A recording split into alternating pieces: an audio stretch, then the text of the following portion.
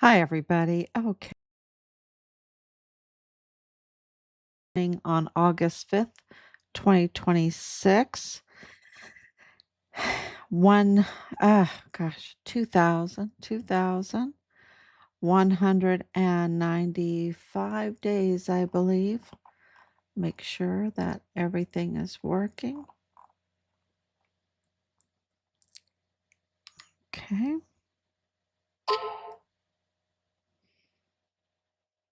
Oh, 2,193 days. And it looks like I'm on. Okay. All right, everyone.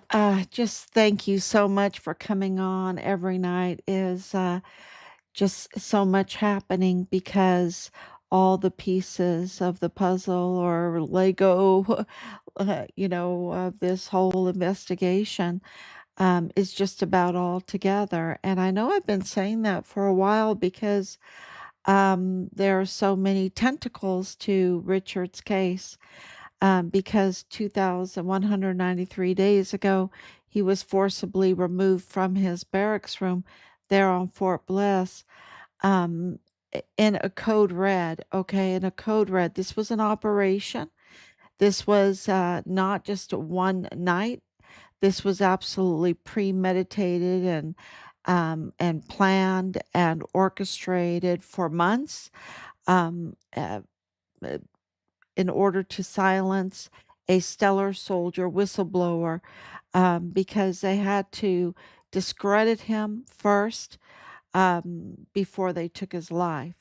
And he was just uncompromised, and they really couldn't do it as hard as they tried on paperwork. They, of course, they're all into forgery and fraud, and they're a bunch of fraudsters, and they have access to records and to making records and everything like that. And so, but it just didn't stick. They had to go back and erase it all, and um, it didn't stick. But they wanted the narrative. They wanted to smear him just like what they do with President Trump, and it hasn't stuck. They call President Trump Teflon Don, and then I guess Richard is Teflon Halliday, right? It just didn't stick, what they were trying to do because, he understood who they were, that they were criminals, that they were criminal traffickers, that they were thieves, that they were fraudsters. And then, of course, this code red, even though Richard had reported and his reports got blocked, and then um, he requested a transfer and that was denied, and then uh, they killed him. And then they had to hide the evidence, the remains, because of what was happening with Vanessa Guillen and finding her remains. And that caused a lot of investigations. And so they wanted to hide Richard's remains. They couldn't. Matter of fact, Sean Bernabe said, we can't have another Guillen situation, meaning finding her body. I mean, Sean Bernabe is so evil, y'all. He's so evil. Three-star general. He's out now. And I think that that's because of our hard work, your hard work, because he's pretty young and he did get a third star out of all of this, but he needs to be held accountable. And he is out of the army, so that's good because he can't be in charge of anybody, y'all. He's a danger to society. He really is. Um, so let's get started. Just so much going on and so much traction because President Trump is absolutely stepping it up, right? He's stepping it up financially. This is a financial war because if you can turn off the spigots, uh, of the cartel's finances, of the terroristic organizations' finances, then you can really thwart their business, right? You can really stop what they're doing.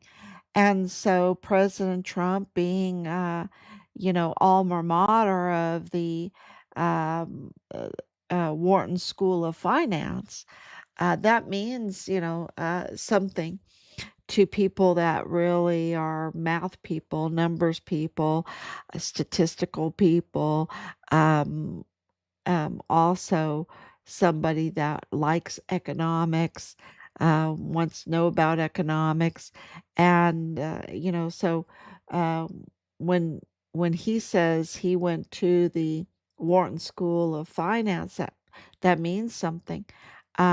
That he absolutely understands the different schools of economics, and he has chosen the American system, right? That's what he says. I want the American system. We have not been on the American system for a long time, probably like 100 years. I don't know, maybe not that. Maybe it hasn't been that long. Because a lot of people think that when we went off the gold standard, that was the big change of the system.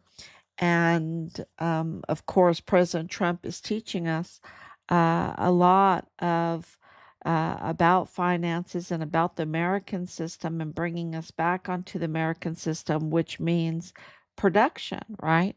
Factories and production and self sufficiency, and also having energy dominance is so important. And so he really is changing uh, the whole uh, the whole way we do business. And you saw that with the yen, the Japanese yen carry trade that just happened the few days. That just changed everything, and we probably don't understand right now what all that means. We need to wait a little time, um, because this I think it's going to be good for Japan too, if you're keeping up with all the finances here. And why am I talking about finances? Because um, the financing to the cartels, the terroristic organizations, especially designated terroristic organizations, has also, he has been turning those spigots off, right? Lots of arrests, lots of pressure all over the world, especially and in our neck of the woods, in our border area and South America area, that he has been making deals to stop all the trafficking. Um, and you can see that in Mexico. I don't think people have seen so many arrests in a long time. And today or yesterday was another arrest of Alexis SA, with the Psycho Rabbit shirt on, the Psycho Rabbit shirt. And why is that important? Because that shirt is pretty expensive shirt. So it tells you that this was not a low level individual, that, this person absolutely has some money. And so any good investigator, just really looks at the evidence and looks at these pictures and what's being revealed very carefully. Because, like did he live or visit in order to even buy that? Did he buy it online? Um, you know, and here he is driving a truck that says, it's for water, for uh, treated water, um, and and here it has fuel in it, right? Lots of fuel. and he has no paperwork for where the fuel came from. And so it really looks like he's engaged in watchical, right? Watchical or watchical fiscal, and the investigation um, will really reveal all of that. But this is in Chihuahua, and we know that that fuel is goes back and forth over the border from the premium basin, um, and or the Pemex, and or stealing fuel off of Fort Bliss. And then it just goes back and forth over the border because of their connections with um, uh, refineries, and then out to the gas stations and everything like that. So they are not going to give up. These fuel thieves, they're not going to give up very easily. They've been doing this for a long time.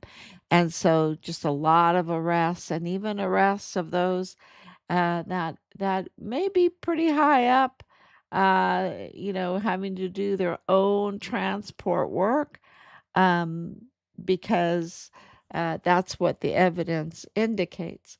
So that is a huge deal, because the fuel theft is what finances just about all the other crimes, all the other trafficking crimes, to the children, to the drugs, to the Fast and Furious, and Iran Contra kind of deals, and more and more. All the money laundering, which that is really what I want to talk to you about, because the money laundering, Fincen. So we're talking about finances, and um, this money laundering. When you make illicit money and you don't pay taxes on it like they don't, then you have to clean that money and hide it, right? So you can spend it, so you can use it, but also not draw any suspicions to you, right? But when you're that greedy, and you're that much of a fraudster, and you've hurt that many people, it comes back to haunt you. It really does. And there's no other way around this. You can't control the greed. It's kind of like the sheep in Ireland that I've been talking about for years, is when they bite when a dog comes and bites the sheep, the dog goes crazy and will stop for nothing until it gets another bite in, um, and more, right? So, it's greed is very dangerous, right? And being a fraudster is very dangerous, because it grows, it metastasizes, and there's no controlling it. It's just a part of how everything works. And that's why you can't even get involved in it in the first place. So, this, is funding. This fuel theft is funding. And when I say it metastasizes, you need an army, then you need weapons. So you're going to weapon traffic, and you need bullets for your weapons. So then you ammunition traffic, and then you have um, a lot deaths in it, defending your crime, I guess, or protecting your crime. And then there's drugs, because you're messing up. You're messing up. You're up to no good. And how can you live with yourself? So there's drugs involved. And then you drug traffic, and then you human traffic, and just one leads to the other. And you make deals, you make bigger deals, because you get more greedy and you have more bills to pay, and so you want more deals, and those deals cause more stress, and um create more crimes, and it's just a real mess. So the fuel theft is really,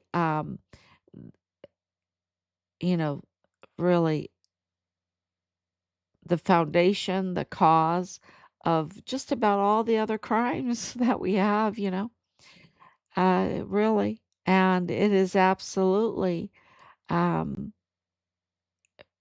plays a huge part in the cause of what happened to our son.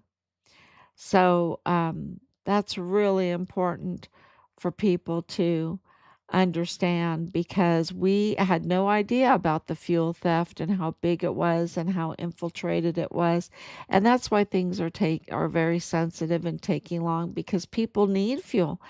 And we don't have that many refineries. And here we have a refinery engaged in fuel theft.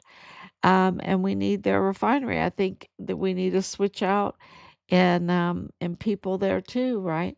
So um, justice is coming, and because look at how high we are. We're at the Paul Foster level. We're at the um, Alejandro de la Vega.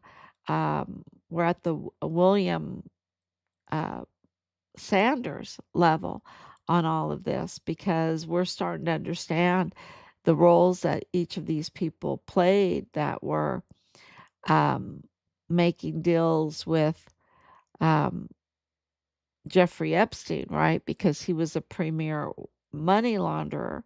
Uh, So now we know why, because they had to have a lot of money laundered. And he liked to use a lot of different instruments, but one of those was what Fincen just revealed today to us, and that is the gambling aspect. And we can't forget that Jeffrey Epstein in New Mexico won $80 million with the Powerball, right? What are the chances of that, right? The Zorro Trust won $80 million, the Zorro Trust, right? Which is really crazy. But we know that from the CJNG, the Sinaloa cartel, and Jeffrey Epstein, that, they liked Las Vegas. They liked the slot machines to launder all of this illicit proceeds from their trafficking and other crimes. So FinCEN caught that on in Iran that they were using online gambling. And, uh, so when you're online gambling, I don't know, I don't recommend that. I don't recommend that because they were using online gambling and crypto money and all kinds of things to launder this money, this illicit gains from the fuel theft and, of course, the trafficking, the human trafficking, the child trafficking, the organ harvesting, um, all the blackmail and all the problems that we've had to face. Um, abs- it's been a long haul, y'all. It's been a long haul, and we're all better off for it because now we can say cartel, can't we? Like almost a year and a half ago, we couldn't even say the word cartel. And now we're saying specially designated terroristic organization. Um, and cartel. And so that means that their power is getting weaker and weaker and weaker. And our job is to be, um, you know, patient and keep doing it, keep exposing them until they can't do their criminal enterprises anymore, and or get held accountable. That would even be better, right? That would even be better. So, uh, the same playbook with slot machines, um, Powerball, online gambling, to launder money in the Strait of Hormuz in Iran is the same with the Sinaloa, with the CJNG, and you know that is why they had Jeffrey Epstein. He was really good at showing them how to do it that way.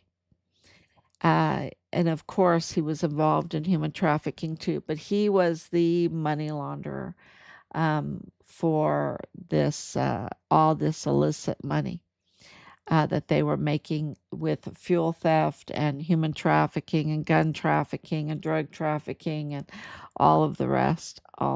So, um, yeah, thank you so much, everybody. Um,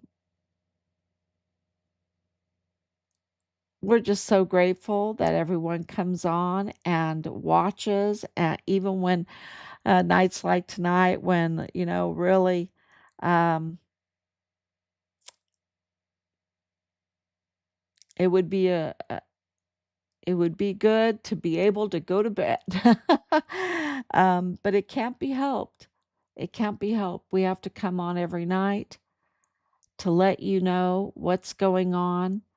That a huge tool that President Trump is using is the Fincen investigations, and that they are absolutely crushing it, crushing the cartels, crushing Iran. It is really a big deal. And, uh, he keeps delaying to save lives and to save from bombing Iran. He doesn't want to, clearly, after these months, you see that he is not bomb Iran, right? His plan is different, and his plan is to bring in the American system to make America stronger, to make America wealthier, to make America um, energy energy dominant in the world. And he has those that are infiltrators in our system that don't want that, right? They work for a different entity. They don't work for their constituents. They don't work for their constituents, and they don't work for the United States. They have other financiers that they're working for. And that's why this whole Save America Act has been so delayed, which that should have passed like in just a couple days, right? It should have been presented and then voted on and passed and signed.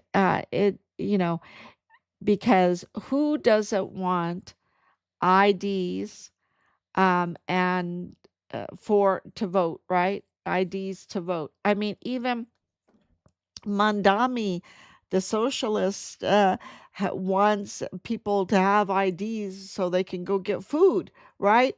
Just to buy food in his whatever kind of shops that he's planning on having. Um, you know, and then he says he doesn't want IDs to go and vote. It's just uh, it's stuff like that that really exposes who they are, and their very low IQ, and or whoever they're working for, right? Because it is a no-brainer. All the other countries do it, that you have to show an ID to go vote. So the Save America Act absolutely should pass. It should never have been a problem.